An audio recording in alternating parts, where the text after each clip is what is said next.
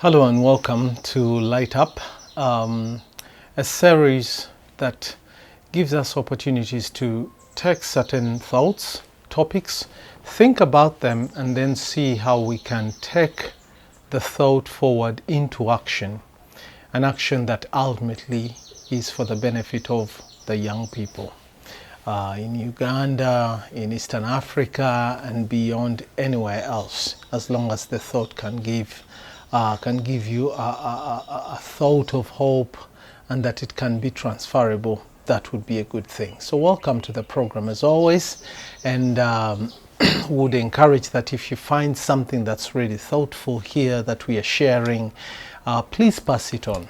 Just pass it on to someone else who could benefit from the same.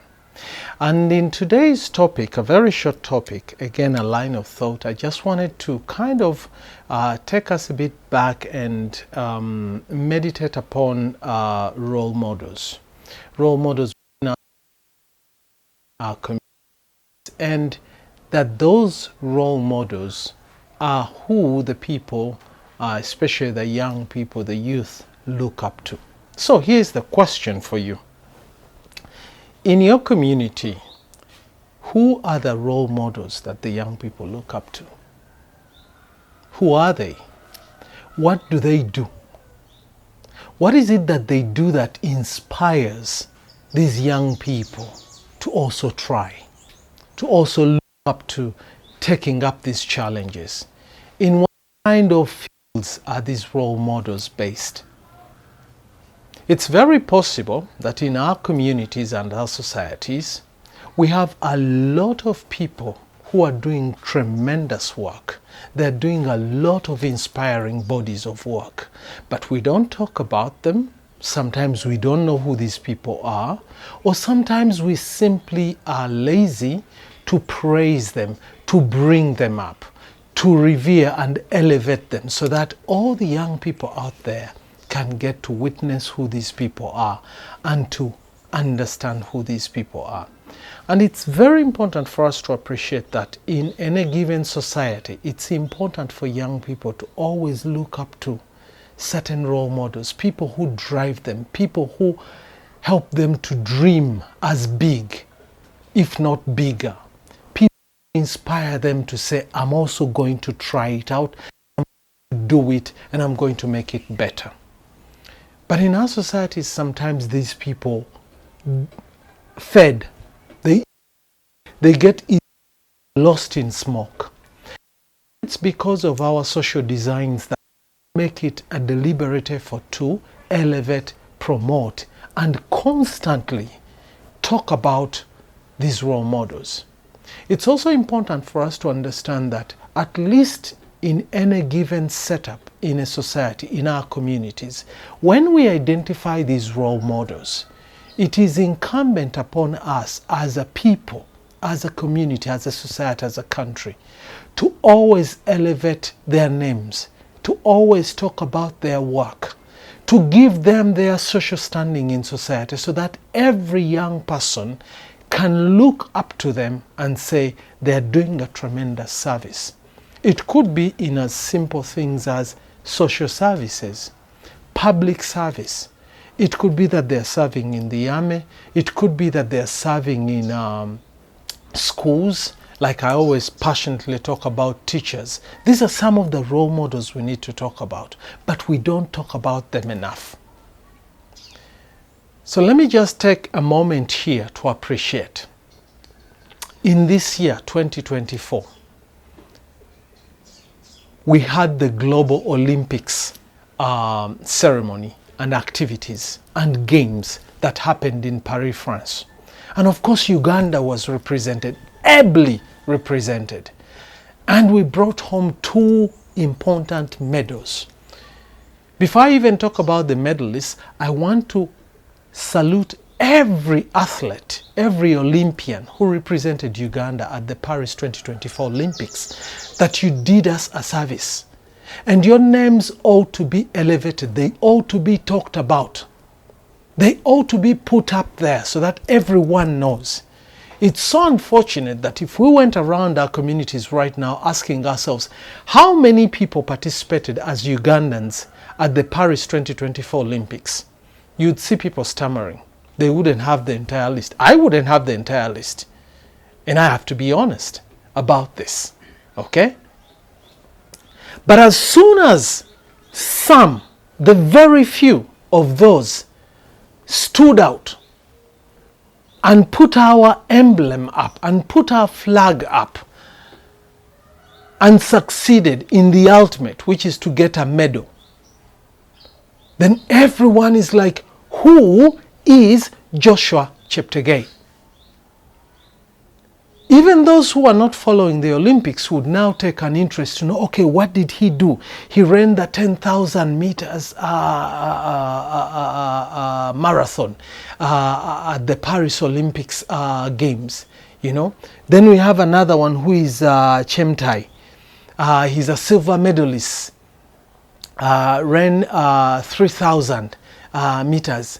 And then we have other participants. But who are the other participants and what did they participate in? You know, what did they do? Even in the media, we don't cover them enough. We don't talk about them enough. You know, our first Olympic medalist, Akibwa John, 1972. This is as far as back as we go in our involvement in the Olympics, and we've been trying since then. To talk about role models, to talk about people we should look up to, takes a lot more than just making a mere mention, but it becomes part of our fabric within our society, and that is important. So let's look at all the other fields. It could be the field of agriculture, it could be the field of education, it could be the field of medicine, it could be the field of social sciences, it could be the field of defense, anything we can talk about arts in this country. When you ask young people and you go out there and you ask them, who are your role models? Most of their role models don't even exist in Uganda. They're out there somewhere. Why? Number one, they know them. Number two, they follow them. Number three, these people do a lot of things every other day that inspire these young people. That everything that they do about them gives our young people hope. Then circle back and ask them, what about the people who you look up to as your role models in Uganda? Names will come up. They'll mention many of them. Some of them will be in the arts. Others will be in business. Others will be in other sectors of our economy, of our society. And it's very, very important for us to acknowledge and appreciate that we need to have these constant conversations of the role models that young people look up to. But more importantly, and this is why I was talking about the thought, the action that we need to take. Role models are everywhere. Most of the times when I'm talking to young people in schools and you ask them about the people they look up to, their role models, people who inspire them, most of them will always talk about their parents. These are the first role models that many of the young people talk about. And there is so much that they can share about their parents. There is so much they can talk about their siblings who inspire them. The sad bit is, you could be a parent out there, but you don't even know how your child reveres you, how they look up to you, the things that they really, really relish about you. And one of the things I'm going to leave with you as a thought, a very simple exercise that I always ask parents when I meet them when we're having circles of learning as parents or in parenting communities. I always ask them that I want you to go home, have a conversation with your child, have a conversation with your daughter, have a conversation with your son. And this really be a casual conversation, a very simple one. Now, unfortunately, when I talk about this, some of you already have some kind of hesitations because you look back and you say, my relationship with my child, do we have this kind of casualness around us? Do we have this cordial relationship? Are we friends? And you need to be.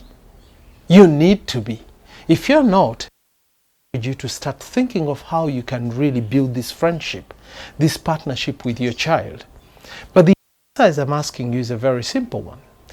You sit down with your child over a cup of tea, when you go out to have some ice cream, when you go out walking, and you must have a piece of paper, 2 pieces in fact, and 2 pens. And you tell them that you and your child are going to do an exercise. It's a very simple exercise. It's a reflection exercise. Ask your child to describe you. And when you're asking, be candid, but also be warm and welcoming, that they don't feel intimidated, so that you encourage them to be honest. Tell them, I want you to define me as your father, as your mother. Define me in the best way you see me. And here is the catch. You tell them, feel free to write everything that you see that's positive, that you love about me as your parent, and also talk about all those things that you don't love so much, some things that don't make you happy, and things where you feel my dad could improve or my mom could do better in this area. Talk freely, and I'm not going to judge you about this.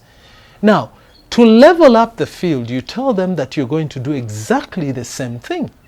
That you're going to sit down and you're going to define your child, you're going to define your daughter, and you're going to write about the things that you love so much about them. Of course, you love them to death, you know, and the things that you feel that they could do better. And if there is anything that's particular that annoys you about them, be honest and tell them, I'm going to write it down so you know. And then you're going to have this so-called exchange where you're going to ask your child to read what they've written, and you're going to read to them what you've written. This is a very healthy exercise, one that shouldn't create any form of tension between the two of you. And be so casual about it as the parent, as the adult in the room, so that you can have this feedback. The beauty about this exercise is if you can condition your child to be comfortable enough to be honest and candid and give you this feedback, you will learn so much about yourself through the eyes of your child. And they'll also learn so much about themselves through your eyes and the feedback that you give them. But taking us back to what we were talking about, when we talk about role models, young people should look up to, they're everywhere. And I hope that in your family, you're one of those role models. You inspire your child, you inspire your daughter, your son, to be the person that they look up to as a first step. And then you want to talk to them about the people they look up to. Have a conversation about why they really feel inspired by these people. And don't be defensive. Don't reprimand them if they come up with role models whose characters you question. No. Be curious to know, why do they find these people inspiring? What is so special about them? Because it's a learning process. And maybe there are positive aspects about these people that these young people look up to. And maybe there are things that they don't even regard, which would be deemed negative, but they don't pay attention to these. Ultimately, at the end of the day, it's very, very healthy for young people to have positive role models that they look up to. And these are within our homes, these are within our communities, and they're surrounding us in our entire society. And as adults, I think it's very, very important that we constantly have these engagements about positive role models, about those people that our children, our young people are looking up to, and what it is about them that inspires them so much. But if you have an opportunity also to promote positive role models within your society, please do. And it can be as simple as going out of your way to meet that teacher that has inspired your child to be better at math. That is an inspiring role model. Then you need to reach out to this role model. You need to say thank you to them. You need to help them to feel acknowledged that they're doing something positive in your life, in the life of your child, in the life of that school community. And these small but tangible actions can accumulate. They can build up to something so tangible that it drives our society, so that young people grow up with people who inspire them to equally move and contribute and participate and move towards their greatness. So I hope this thought has been inspiring to you, and that it has given you a thought of something you might want to pick up. It doesn't really require a lot. It starts with a thought, then you take a simple act, and the rest just comes into motion. And I hope you're inspired to take this up. Thank you for watching. Bye.